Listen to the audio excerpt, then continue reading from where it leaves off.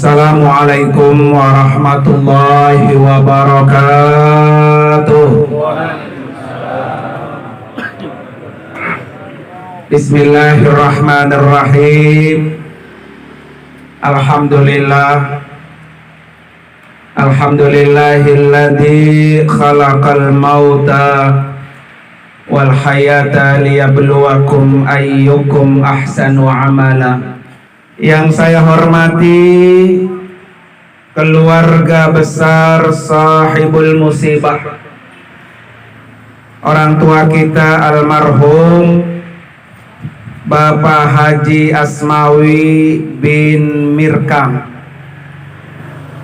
beserta para putra-putrinya yang dalam hal ini pertama Al-Mukarram Al-Ustadz Ansori SH, Al-Ustadz Dr. Andas Mursidi Jayadi, Al-Ustadz Ahmad Syarqawi, dan juga Ustadz Haji Abdus Sabur.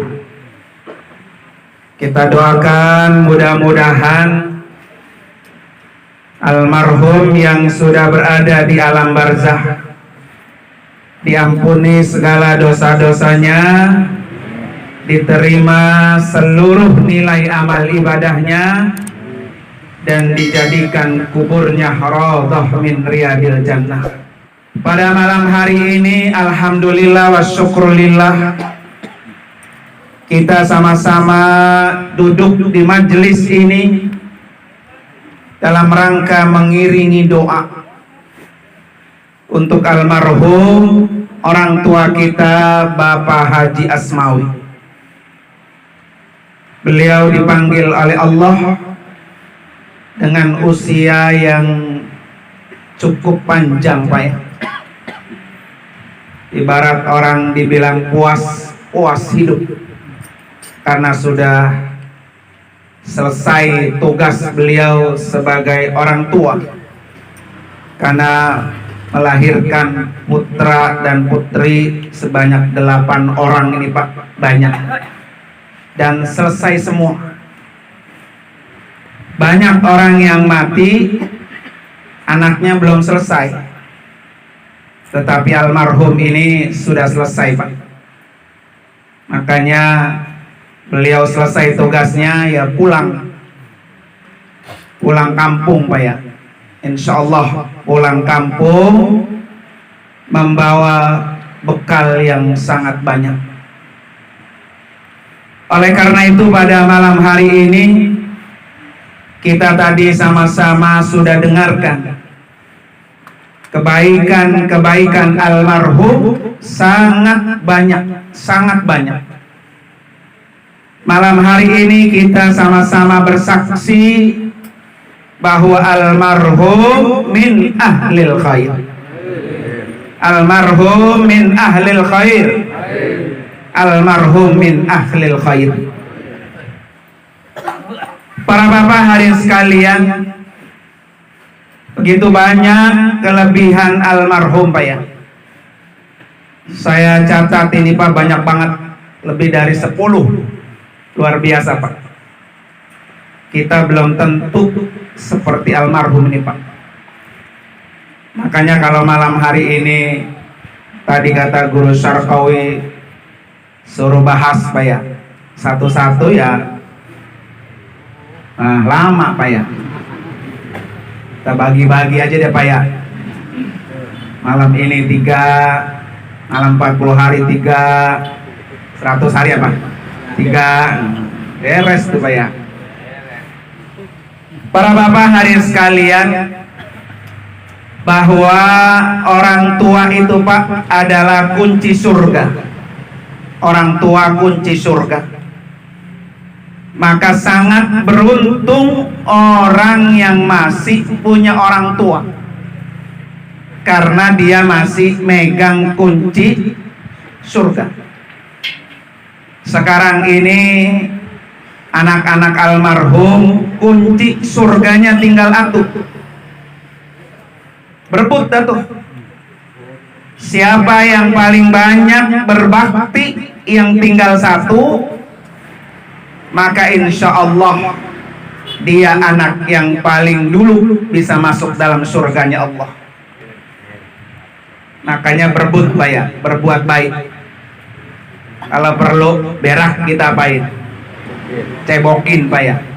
Mandi kita bawa ke kamar mandi, kita mandiin. Seperti dulu orang tua kita waktu ngurus kita masih bayi, lagi enak-enak makan, ya berak. Tapi kita nggak pernah protes, nggak pernah. Orang tua ketika lagi makan enak, anak bayinya berak, kata dia, ya Allah sedep, baunya sedep. Masih dibilang sedep Pak. Coba kalau anaknya Pak, lagi makan, orang tua Pak, jangankan berak, orang tua bereak aja Pak ya. Kata anaknya kagak tahu kita lagi makan kali ya. Cara kita kalau kita lagi makan, bereaknya kemana kek? Jadi kadang-kadang anak begitu Pak. Oleh karena itu mudah-mudahan Pak, kita doain putra-putrinya ini terus memelihara kunci surga yang tinggal satu. Kalau yang sudah berangkat, anaknya semua berkhidmat, melayani dengan baik, dengan kasih sayang, dengan lembut Pak ya, maka insya Allah balasannya adalah apa? Surganya Allah Subhanahu wa ta'ala. Makanya ada satu ayat mengatakan, orang tua itu adalah huma jannatuk wa huma nar. Orang tua itu bisa jadi surga buat kamu, orang tua juga bisa menjadi neraka buat kamu. Artinya orang yang sering berbakti sama orang tuanya sudah pasti meraih surga. Surga di dunia maupun surga di mana? Di akhirat. Maka anak yang paling banyak Pak berbakti sama orang tua, sudah pasti dia anak yang paling berkah. Nah kuncinya Pak ya, pengen berkah, rawatin apa? Orang tua. Jangan sampai disakiti. Apalagi kata Nabi apa? Celaka besar, rugi besar. Orang yang di dalam rumahnya tinggal ada orang tuanya, menyebabkan orang ini enggak masuk surga. Ini celaka besar Pak.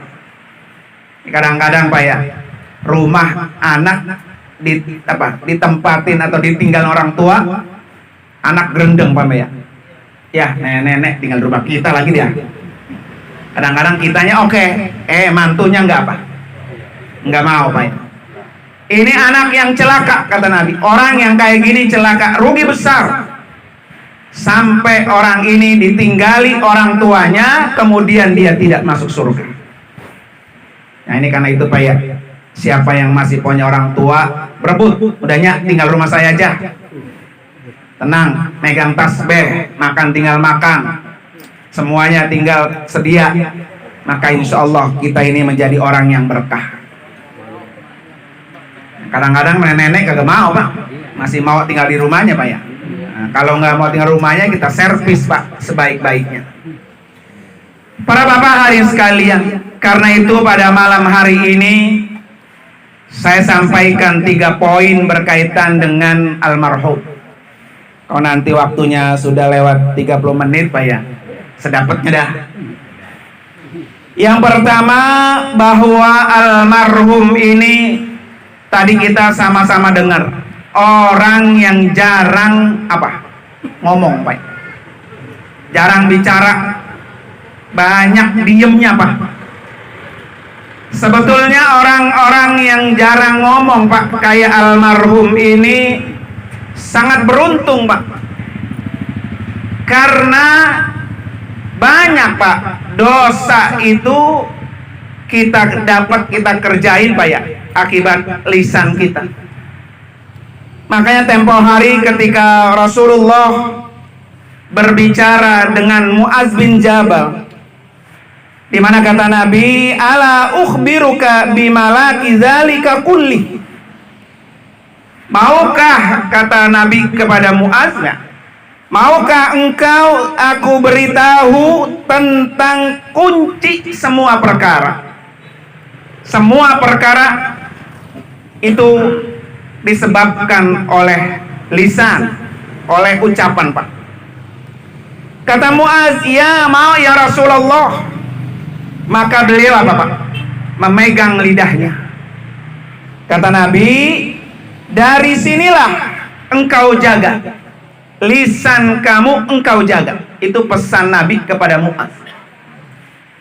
Kemudian Muaz bertanya, ya Rasulullah, apakah saya nanti dituntut, disiksa dengan sebab saya melakukan dosa dari lisan saya? Kata Nabi, adakah orang yang menjadikan orang itu masuk ke dalam neraka selain dari ucapan lisan? Hadisnya ini At-Tirmizi, Pak. Artinya Pak ya, orang yang sering banyak omong, dia lebih banyak apa? Kesempatan masuk ke dalam apa tuh? Neraka. Maka almarhum ini Pak sudah beruntung nih Pak. Dari segi lisannya sudah bisa diapain? Dijaga. Makanya ada teori begini Pak. Perempuan itu, perempuan Pak ya, setiap hari katanya mulutnya mengeluarkan kata-kata setiap hari 20.000 kata. Perempuan. Maka tidak heran Pak ya, ada satu riwayat kalau di neraka banyak apa? Perempuan. Tiap hari keluar dari mulutnya berapa? 20.000 kata. Sementara laki-laki setiap hari itu keluar dari mulutnya 6.000 kata. 3 kali lipat dari perempuan. Makanya kalau ada laki-laki Pak ngomongnya lebih banyak dari perempuan Pak ya. Nah ini satu tanda-tanda Pak ya. Makanya almarhum ini Pak orang yang sangat beruntung Pak. Karena kan Pak dalam kitab Bidayatul Hidayah disebutkan oleh Asy-Syaikh Al-Imam Al-Ghazali, di mana kata beliau, fa inna jahannama laha sab'atu abwab. Sesungguhnya neraka itu ada 7 pintu. Setiap pintu itu Pak, dia akan menyiksa atau menggodok, membersihkan dari 7 organ tubuh kita yang berbuat dosa. 7 organ tubuh kita yang berbuat dosa. Apa itu Pak? Yang pertama adalah al-ain. Berapa banyak dari mata kita berbuat apa? Dosa. Melihat yang diharamkan Pak ya, melihat ono, melihat ini. Makanya kalau tidak bisa memelihara itu Pak, nah itu bisa masuk ke dalam neraka, khusus godok dosa apa? Mata. Yang kedua adalah al-udhun, telinga. Berapa banyak orang ngegosip Pak ya, ngomongin orang nggak kerasa, kongkok berjam-jam. Mata ngeliatin, kuping apa? Dengerin. Ini berkaitan dengan gosip Pak, gosip Pak ya. Ngomongin orang itu nggak mesti orang yang ngikut nimbrung kongkok gitu, enggak. Pamannya saya sama Ustadz Ansori nih, lagi gunteng aja ya, ngomongin si A. Ayo kita ngomongin berdua. Datang Guru Yasin kagak nyaut ya, enggak. Cuman kupingnya masang doang. Masa ini orang berdua ngomongin siapa sih ya? Gitu ya. Kata Imam Ghazali bilang apa? Huwa syarikun. Dianggap juga ngikut Pak, ngikut berdosa, padahal kagak apa tuh, nggak nimbrung. Makanya itu kalau punya kuping ya, ada orang lagi gunteng-gunteng jangan pakai kepok Pak ya. Belum tentu yang diomongin yang baik ya, ternyata yang diomongin apa? Ngegosip orang. Yang ketiga adalah wal lisan. Nah ini Pak, jadi ada dosa-dosa lisan yang kita ucapkan, salah ucap, ngomongin orang, ngomongin kejelekan orang. Orang kan kadang-kadang Pak kalau ngomongin kejelekan orang paling resep. Nah kalau lisan kita kurang kita bisa pelihara, bisa masuk ke dalam neraka. Lisan khusus diapain tuh? Godok. Pak ya. Almarhum ini selamat ini Pak, karena lisannya jarang dipakai apa? Jangan dipakai ngomong, terutama yang kagak penting dah, jarang Pak ya. Kemudian yang berikutnya Pak, yang keempat ada wal batan. Apa Pak? Perut. Perut dari mana Pak berdosanya? Lah itu yang masuk dari mulut. Gara-gara cabai, bawang sepotong Pak ya, jengkol sepelintir Mama ya, kita makannya ngambilnya nggak halal. Perutnya itu nanti diapain tuh? Godok. Kemudian yang kelima Pak, al-farj. Apa tuh Pak? Kemaluan. Jangan main asal ceblok aja tuh. Nah kadang-kadang begitu Pak ya. Makanya orang dulu kalau ngelahirin ditaruh di pengki, mesennya apa Guru? Iya, ini kaki dipesen, kaki lo jangan asal melangkah ya, tangan jangan asal megang, kemaluan jangan asal nyeblok, begitu Pak ya. Banyak orang mungkin kalau di sini mah nggak ada, tapi bagi orang-orang yang biasa Pak, biasa nyeblok sini nyeblok sono, ya itu biasa, udah nggak dianggap dosa. Makanya Syekh Al-Imam Al-Ghazali ini Mak, betul-betul kata beliau, fahfaz, suruh pelihara ini. Jangan sampai kemaluan kita sampai diapain tuh? Godok Pak ya. Kemudian yang keenam waliyat, tangan, dan yang ketujuh ar-rijl, kaki Pak. Kaki ikut andil Pak. Makanya kata Allah dalam surah Yasin, al-yawma nakhtimu ala afwahihim wa tukallimuna aydihim wa tashhadu arjuluhum bima kanu yaksibun. Nanti di satu hari mulut-mulut kita akan Allah tutup. Nggak ngomong Pak, ngasoh Pak ya. Wa tukallimuna aydihim, tangan-tangan mereka kami suruh berbicara. Ngapain aja tuh? Udah ngambil barang orang kemana aja. Kalau tangannya bohong Pak, tangannya tidak mengakui dosanya, kata Allah wa tashhadu arjuluhum, kaki ikut menjadi saksi bima kanu yaksibun, terhadap apa yang telah mereka lakukan. Jadi nggak ada yang bohong Pak. Jadi kalau tangan bohong, telinga bohong Pak ya, kata kaki ya emang gue yang nganterin lu pergi kemana-mana. Emang siapa yang nganterin Pak? Kaki kita, sehingga kita bisa datang ke tempat-tempat itu. Nah ini satu keuntungan Pak ya, orang yang seperti almarhum. Makanya boleh Pak kita tiru, kita contoh Pak ya. Mulutnya apa? Sedikit berbicara. Orang sekarang bilang apa? Ember itu Pak ya. Ember itu ya kalau ngomongin orang sergap. Giran suruh ngomong yang bener apa? Kinclep, begitu Pak ya. Ini almarhum luar biasa Pak. Mudah-mudahan kita termasuk orang yang apa? Bisa mencontoh beliau. Para bapak hadirin sekalian, kelebihan yang kedua ini yang luar biasa Pak, luar biasa. Mudah-mudahan Pak malam hari ini kebiasaan almarhum yang kedua ini Pak bisa memotivasi kita yang masih hidup.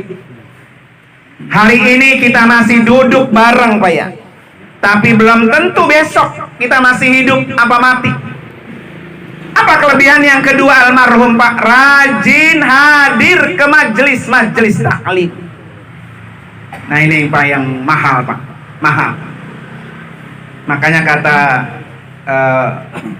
kata Mu'adz bin Jabal Pak, al ilmu imamul amal. Ilmu itu adalah imamnya amal. Jadi orang bisa beribadah, bisa beramal karena ada ilmunya. Jadi Bapak jangan ibadahnya rajin, ngajinya enggak rajin. Yang harus dicari adalah ilmu terlebih dahulu, baru ibadah. Seperti apa? Seperti Allah sebutkan dalam surah Muhammad, fa'lam annahu la ilaha illallah, baru wastaghfir lidzambika. Begitu dalilnya Pak ya. Cari dulu, ketahuilah dulu, cari ilmunya, baru wastaghfir, baru kamu beribadah. Nah almarhum ini Pak luar biasa rajin. kelebihan orang-orang yang rajin ke majelis-majelis taklim, Pak. Yang pertama, orang ini matinya mati husnul khotimah. Tuh Pak ya. Jadi kalau bapak-bapak pengen mati husnul khotimah, di mana ada majelis taklim apa? Hadir. Apalagi di sini Pondok Soga udah luar biasa, Pak.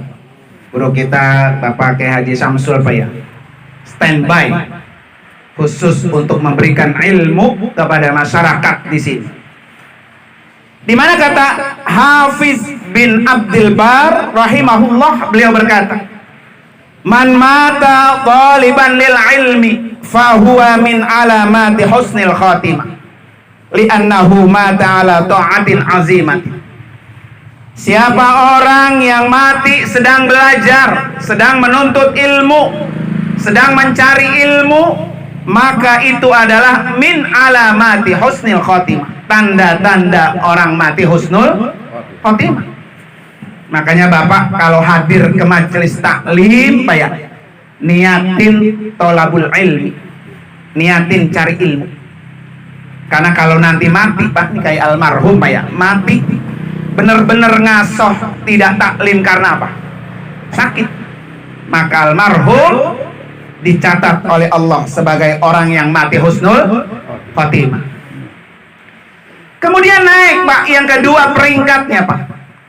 Orang yang seperti almarhum rajin ke majelis-majelis taklim, mati manzilati al-mujahid fi sabilillah. Kedudukannya sebagai mujahid kayak al-maghfurlah, Pak ya. Bapak kalau ke makamnya itu kan al-maghfurlah al-mujahid fi sabilillah. Beliau karena berjihad, Pak, melawan orang-orang kafir, Pak ya. Kita bisa meraih pahala atau predikat, Pak, sebagai mujahid adalah ketika kita rajin hadir di majelis-majelis apa? Ilmu. Di mana Rasulullah dari Abu Hurairah berkata, "Man jaa masjidi hada lam ya'tihi illa li khairin yata'allamuhu ya Pak. Au yu'allimuhu fa huwa bimanzilatil mujahid fi sabilillah." Jadi orang siapa yang datang ke masjidku ini lantas dia mendatanginya hanya untuk belajar atau mengajarkan ilmu, maka dia posisinya mujahid fisabilillah. Itu Pak ya. Maka beliau ini almarhum, Pak, udah husnul khotimah, kemudian juga sebagai apa? Mujahid. Di samping itu, Pak, yang ketiga, Pak, ini almarhum orang yang dimudahkan masuk ke dalam surga Allah. Di mana kata Rasulullah, "Man salaka tariqan yaltamisu fihi ilman sahhalahu Allahu lahu tariqan ilal jannah." Ini hadisnya sahih, Pak, Muslim. Jadi kata Nabi, siapa yang meniti satu jalan untuk mencari ilmu, maka Allah mudahkan baginya jalan menuju apa? Surga. Itu supaya gampang, Pak. Jadi kalau bapak-bapak pengen gampang masuk surga, maka suruh datang rajin-rajin kemana? Majelis-majelis ilmu. Ngaji, itu maksudnya ya.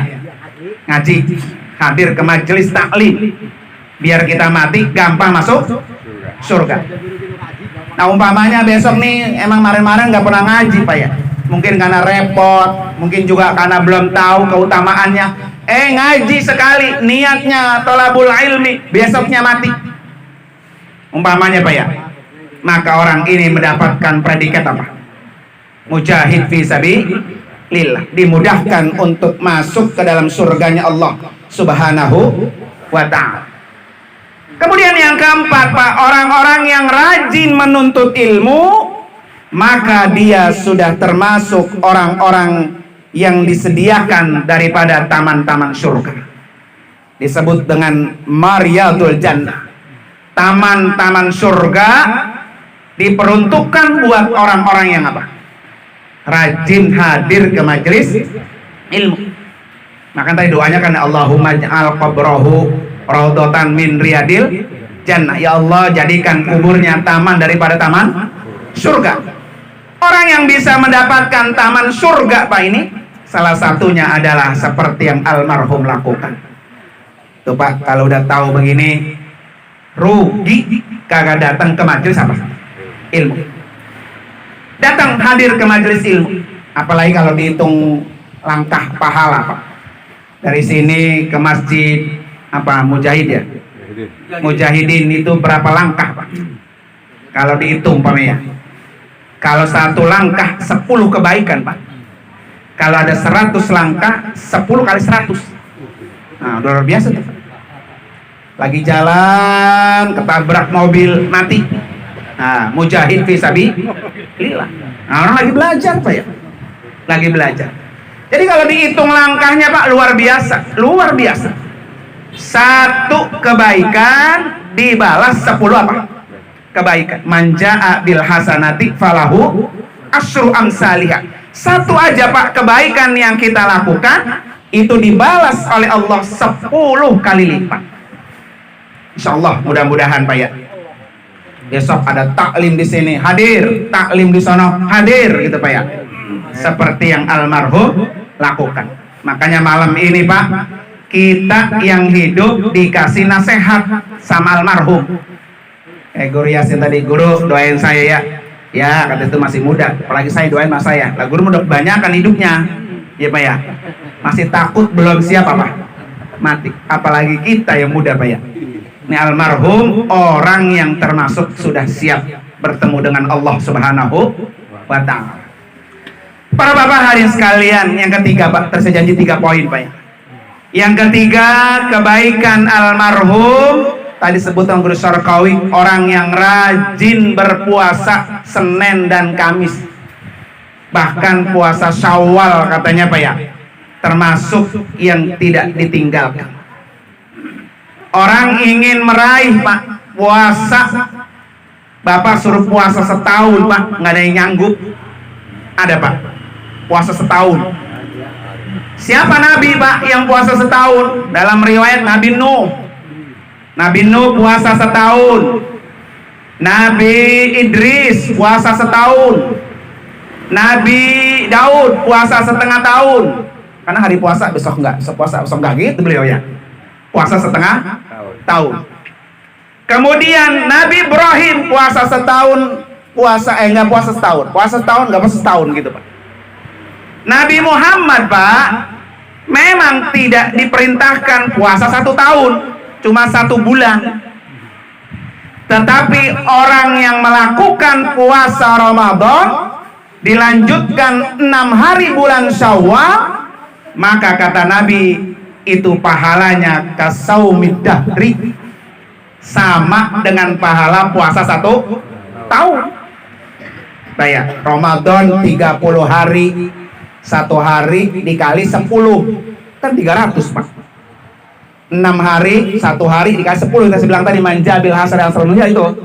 Ya, manja bil hasanati falahu asyru amsalihah, 1 kebaikan dikali apa? 10. Ramadan 30 hari dikali seharinya 10, 300. Syawal 6 hari, 1 harinya 10, 60 hari. 1 tahun 360 hari. Itu setahun. Makanya almarhum ini orang yang seperti Nabi Nuh Pak ya. Puasa sepanjang apa? Hari. Panjang hari ya, sepanjang hari 1 tahun. Kita nggak puasa setiap hari, tapi kita mendapatkan pahala puasa apa? Setahun. Ini mah boro-boro Syawalnya Pak ya. Ramadan aja gara-gara ngeprak apa Pak? Jebol. Gara-gara ngaduk dodol jebol Pak ya. Kalau sengaja Pak, sengaja orang meninggalkan puasa Ramadan, sengaja Pak, sengaja ya, bukan karena uzur, sengaja. Nanti gua ganti, diganti Pak 1 hari Ramadan, Bapak ganti sepuasa setahun nggak sama nilai, masih lebih tinggi 1 hari bulan Ramadan. Makanya jangan sekali-kali disengaja nggak berpuasa, boro-boro bisa masuk apa? Surga Pak ya. Ya, dia masih mikir utangnya juga Pak, susah Pak ya. Kemudian yang kedua Pak, puasa Senin dan Kamis. Puasa Senin adalah sunnah Rasul, karena hari Senin kata Nabi, hada yaumun wulidtu fihi. Hari Senin adalah hari aku dilahirkan, maka aku peringati hari kelahiranku dengan berpuasa. Hari Senin adalah hari aku diturunkannya Al-Quran. Jadi Al-Quran itu diturunkan oleh Allah pada hari apa? Senin. Peristiwa besar itu diperingati oleh Nabi dengan apa? Berpuasa. Maka luar biasa almarhum Pak ya, selalu memperingati hari-hari besar Islam. Hari kelahiran Nabi diperingati puasa Senin. Hari turunnya Al-Quran diperingati dengan berpuasa. Dan hari puasa Senin dan Kamis itu Pak adalah puasa yang ibadah dilaporkan dalam satu pekan.